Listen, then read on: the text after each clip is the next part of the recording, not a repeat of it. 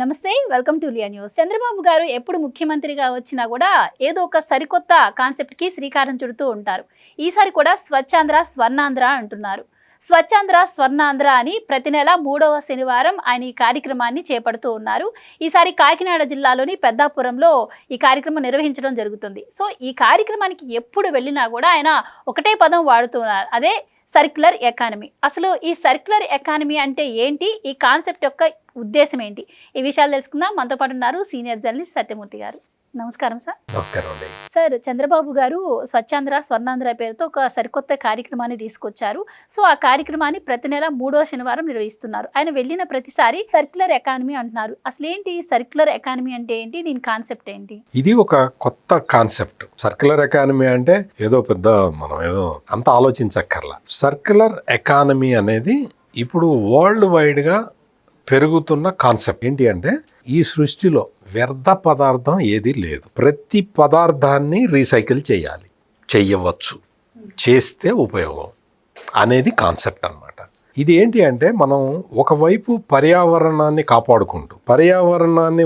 కాపాడుకుంటూనే దాని నుంచి పర్యావరణాన్ని కాపాడుకుంటే ఆ ఒక్కటే సరిపోదు కదా, దాని నుంచి మనం ఇమ్మీడియట్ గా ప్రాఫిట్ పొందాలి. అంటే పర్యావరణాన్ని రక్షించడం అంటే ఏంటి, అది లాంగ్ టర్మ్ ప్రాసెస్. ఆ లాంగ్ టర్మ్ ప్రాసెస్ జరిగేటప్పుడు అంటే ఇప్పుడు మనం ఏదో ఒక మొక్క పెడతాం, ఆ మొక్క పెరిగి పెద్దదయ్యి ఫలాలు ఇవ్వటానికి చాలా టైం పడుతుంది, ఇంతే కదా. ఇక్కడ ఏంటి అంటే పర్యావరణాన్ని పరిరక్షించే క్రమంలో తక్షణమే లాభం పొందాలి. దీన్ని ఒక ఈ సర్క్యులర్ ఎకానమీ అన్న కాన్సెప్ట్ ఆధారంగా దీన్ని రూపొందించారు మోడల్. ఇది ఇక్కడ ఏంటి ప్రధానమైన సమస్య అంటే పెద్ద నగరాల్లో కానీ పట్టణాల్లో కానీ ఈ మధ్య కాలంలో గ్రామాల్లో కానీ పెద్ద సమస్య ఏంటంటే చెత్త, గార్బేజ్ పైలింగ్ అప్ అయిపోతూ ఉంటుంది. ఈ చెత్త పెరుగుతున్న కొద్దీ పర్యావరణ సమస్యలు పెరుగుతూ ఉంటాయి. ఈ పర్యావరణ సమస్యలు పెరుగుతూ ఉన్న కొద్దీ వాతావరణంలో మార్పులు వస్తాయి.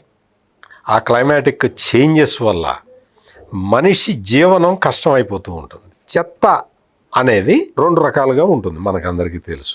Dry waste, wet waste. Dry వేస్ట్ని ఎట్లా రీసైకిల్ చేయాలి, వెట్ వేస్ట్ని ఎట్లా రీసైకిల్ చేయాలి. ఈ డ్రై వేస్ట్, వెట్ వేస్ట్ని కనుక రీసైకిల్ చేయగలిగితే ఒకవైపు పర్యావరణాన్ని కాపాడుకుంటూ ఉంటాము, రెండో వైపు ఏంటి అంటే దీని నుంచి మనం తక్షణం ఉపయోగం. ఆ చెత్త సృష్టించిందే మనం కదా, అంటే మనం తిని మిగిలిన పదార్థాలు పడేయటం లేదు. ఈ కొన్ని డ్రై వేస్ట్లోకి కవర్లు అవి ఇవి అటువంటివన్నీ పడటం ఇదే కదా, అది సృష్టిస్తున్నది మనమే కదా. దాన్ని శుభ్రం చేయాల్సిన బాధ్యత మనదే కదా, కానీ మనం చేయం. మనం తీసుకెళ్ళి వీధిలో పడేస్తాం. ఆ వీధిలో పడేస్తాం, లేకపోతే తీసుకెళ్ళి ఎవరన్నా బుద్ధిమంతులు నీలాంటి వాళ్ళు నాలాంటి వాళ్ళు ఉంటే ఏదన్నా డస్ట్బిన్, స్ట్రీట్ చివర ఎక్కడన్నా డస్ట్బిన్ ఉంటే అందులో వేస్తారు. ఇప్పుడు ఇళ్లకు వచ్చి చెత్త కలెక్ట్ చేసుకుని పోతారు.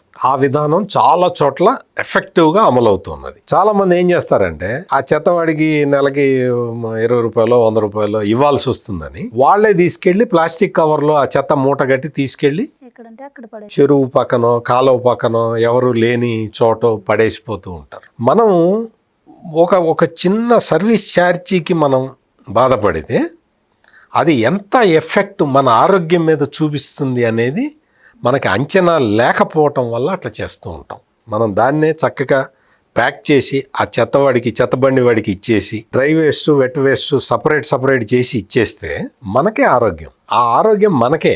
ఇది గవర్నమెంట్ వచ్చి క్లీన్ చేసి దాన్ని తీసుకెళ్లే వరకు కూడా మరి దాన్నైతే ఆ దుర్వాసన మనమే భరించాలిగా. అందుకని పరిశుభ్రత. చంద్రబాబు నాయుడు ఎప్పుడు ముఖ్యమంత్రి అయిన మొట్టమొదటిసారి 1.0లో కూడా ఇదే పని. ఆయన జన్మభూమి ప్రోగ్రాం పెట్టేవాడు, పచ్చదనం పరిశుభ్రం అనేవాడు, నీరు మీరు అనేవాడు, ఆ తర్వాత నీరు చెట్టు అన్నాడు. ఇట్లా రకరకాల ప్రోగ్రామ్స్ అన్నమాట.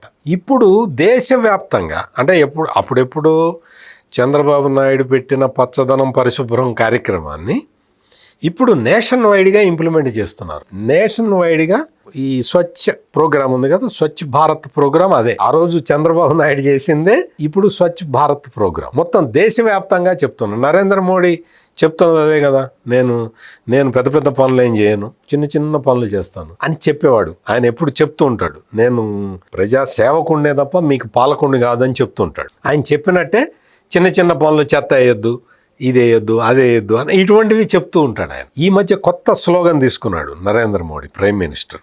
ఏంటి అంటే, మీరు యూజ్ చేసే వంట నూనెలో ఒక 10% 20% తగ్గించి వాడండి అని చెప్తున్నాడు. అంటే 1 లీటర్ వాడేవాళ్ళు 20 గ్రామ్స్ తగ్గించండి, 20 ml తగ్గించి వాడండి. దానివల్ల మీకు ఊబకాయం పోతుంది.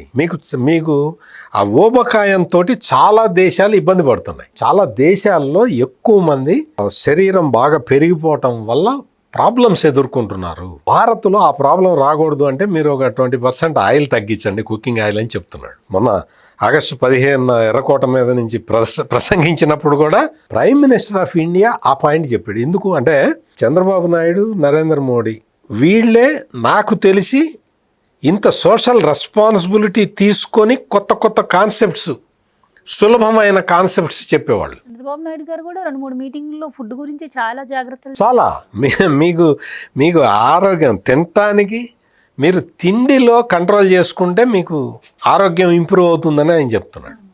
అంటే ఇవన్నీ ఏంటి అంటే కాన్సెప్ట్స్ ఒక్కొక్కటి చేసుకుంటూ ఈ రోజున ఆంధ్రప్రదేశ్లో మనం చూసాం. లాస్ట్ టైము జగన్మోహన్ రెడ్డి 5 సంవత్సరాల కాలంలో చూసాం, చెత్త మీద పన్ను వేసాడు. పన్ను వేసిన వాడు ఆయన చెత్త క్లియర్ చేశాడా అంటే 85 లక్షల మెట్రిక్ టన్నుల చెత్తని రోడ్ల మీద అట్లాగే ఉంచి వెళ్ళిపోయాడు జగన్మోహన్ రెడ్డి. వాటిని దాదాపుగా ఇప్పటికీ 50-60 లక్షల మెట్రిక్ టన్నుల చెత్త క్లియర్ చేశారు. ఇంకా క్లియర్ చేయాల్సి ఉంది, అది చేస్తున్నారు.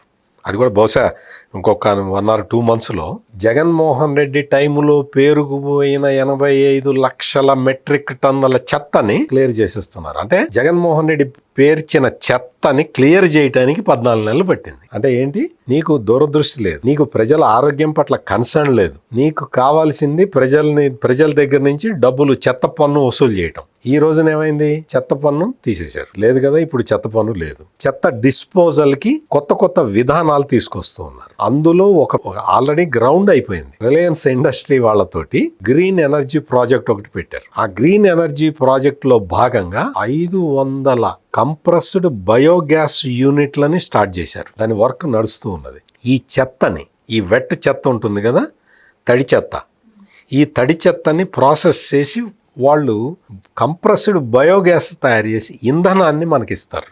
ఇది ఒక స్టెప్. ఇట్లా రకరకాల, అంటే డ్రై చెత్తను కూడా రీసైకిల్ చేయాలి కదా, దానికి సంబంధించిన ప్లాంట్లు పెడుతూ ఉన్నారు. వెట్ చెత్త ప్రాసెస్ ఇది. అంటే వీటి నుంచి మొత్తం కంప్రెస్డ్ బయోగ్యాసే కాకుండా ఎనర్జీని ప్రొడ్యూస్ చేయడానికి ఇప్పుడు కొత్త ప్రాజెక్టులు తీసుకొస్తూ ఉన్నారు. అంటే ఇప్పుడు ఉదాహరణకి కూరగాయల మార్కెట్ ఉంది, పెద్ద కూరగాయల మార్కెట్. అక్కడ బాగా చెత్త ఇదవుతుంది. దాన్ని ఏం చేయాలి, దాన్ని ప్రాసెస్ చేసి ఎనర్జీగా మార్చాలి, ఇంధనంగా మార్చాలి. దాన్ని గ్రీన్ ఎనర్జీ అంటారు. అంటే గ్రీన్ ఎనర్జీ ప్రొడక్షన్ అనేది ఈ సర్క్యులర్ ఎకానమీలో ఒక మేజర్ పార్ట్. సో ఇట్లా మనం ఉత్పత్తి చేసిన మన చెత్తని ప్రాసెస్ చేసి ఎనర్జీగా మార్చటం, బయోగ్యాస్గా మార్చటం, లేదు రకరకాల ఉపయోగాలు చేసుకోవటం, ఇవన్నీ చేసుకుంటూ ఒకవైపు పర్యావరణాన్ని కాపాడుకుంటాం, ఇంకొక వైపు ఈ ఇంధనాన్ని మనం వాడుకుంటాం. ఇంధనాన్ని వాడుకోవటం వల్ల, అంటే దీని ద్వారా వచ్చే ఇంధనాన్ని వాడుకోవటం వల్ల మనం వేరే విధాలుగా, అంటే పర్యావరణానికి హాని కలిగించే ఈ థర్మల్ విద్యుత్తు ఇటువంటివన్నీ కూడా ఆపేస్తాం. గ్యాస్ నిల్వలు, సహజ వాయువు అవన్నీ ఉంటాయి కదా, ఇవన్నీ కూడా పెట్రోలియం గ్యాస్, ఇవన్నీ కూడా వాడటం తగ్గించేస్తాం. అంటే ఈ ఇంధనాన్ని వాడుకుంటాం, అది పర్యావరణాన్ని కాపాడటం. రెండోది, ఈ చెత్త వేసి పర్యావరణాన్ని చెడగొట్టకుండా కాపాడటం. అంటే ఇన్ని రకాలుగా మనం మన ఎన్వైరన్మెంట్ని, మన పర్యావరణాన్ని మనం కాపాడుకుంటాం. ఈ కాపాడుకునే ప్రాసెస్లో మనం లాభపడతాం. మనకి ఈ ఇంధనం వస్తుంది, మన ఆరోగ్యము మెరుగుపడుతుంది, పర్యావరణ పరిరక్షణ జరుగుతుంది. ఈ ప్రాసెస్ మొత్తాన్ని సర్క్యులర్ ఎకానమీ అంటారు. ఈ ప్రాసెస్ మొత్తాన్ని, ఇది మామూలుగా అంత ఈజీగా జరిగేది కాదు.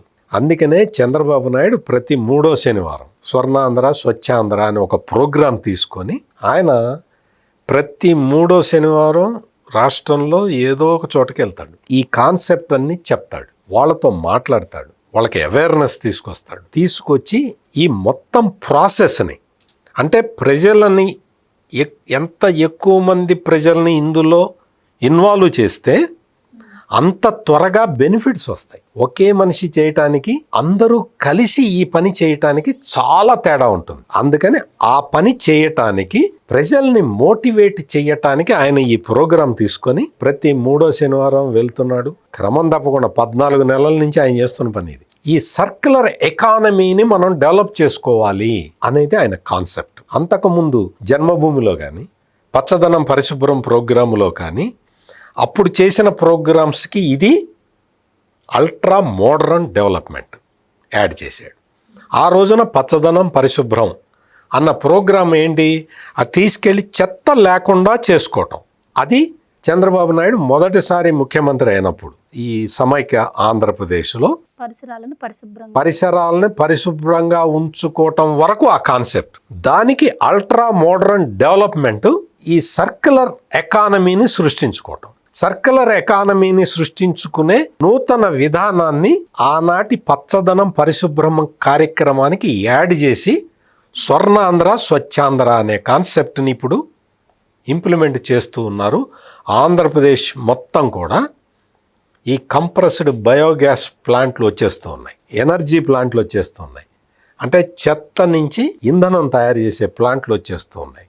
ఇవన్నీ వచ్చేస్తే చెత్త నువ్వు ఎంత ఎక్కువ ప్రొడ్యూస్ చేస్తావో చేసుకో, నీ ఇష్టం అని చెప్పే రోజు వస్తుంది. ఈ రోజున ఇప్పుడు ఏం చెప్తున్నావు, చెత్త తక్కువ సృష్టించండి, ఎక్కువ వేస్ట్ చేయొద్దు, ఎక్కువ మీరు చెత్తని ప్రొడ్యూస్ చేస్తే దాన్నంతా డిస్పోజ్ చేయటానికి మాకు ఖర్చు అవుతున్నది అని కదా గవర్నమెంట్ చెప్పేది. ఇప్పుడు నేను చెప్పినవన్నీ సెటప్ అయిపోతే, అంటే నగరాల్లోనే కాదు పట్టణాల్లో కూడా అసౌకర్యాలు తెస్తున్నారు. ఇప్పుడు భవిష్యత్తులో గ్రామాల్లో కూడా అసౌకర్యాలు వచ్చేస్తాయి. అంటే రీసైకిల్ చేసే సౌకర్యాలు గ్రామ స్థాయి వరకు రీచ్ అయిన తర్వాత మీరు చెత్త ఎంతైనా ప్రొడ్యూస్ చేయండి అనే రోజు రాబోతున్నది. అంటే చెత్త వీటికి కావాల్సి అవసరం వస్తుందన్నమాట. అందుకని అంటే చెత్త ఎక్కువ సృష్టించమని నా ఉద్దేశం కాదు, చెప్తున్నా. నువ్వు ఎంత చెత్త వేసినా కానీ దాన్ని ఎనర్జీగా కన్వర్ట్ చేసే సర్క్యులర్ ఎకానమీని, ఆ సర్క్యులర్ ఎకానమీ కాన్సెప్ట్ని ఆంధ్రప్రదేశ్ రాష్ట్రంలో ఈ రోజున ప్రయోగాత్మకంగా చేసి చూపించి దాని సక్సెస్ని ప్రజలకి పంచిపెడుతూ ఉన్నారు. అందుకనే స్వర్ణాంధ్ర స్వచ్ఛాంధ్ర అనేది కేవలం ఒక స్లోగన్ కాదు, it is a concept. Circular economy కాన్సెప్ట్ని ప్రజల్లోకి తీసుకెళ్లి వాళ్ళ పార్టిసిపేషన్ కూడా పెంచడానికి చంద్రబాబు నాయుడు ఈ స్వర్ణాంధ్ర స్వచ్ఛాంధ్ర అనే ప్రోగ్రామ్ను తీసుకున్నారు. ఇది సర్క్యులర్ ఎకానమీ కాన్సెప్ట్లో part. Thank you so much. నమస్కారం. Please subscribe to Leo News for more videos.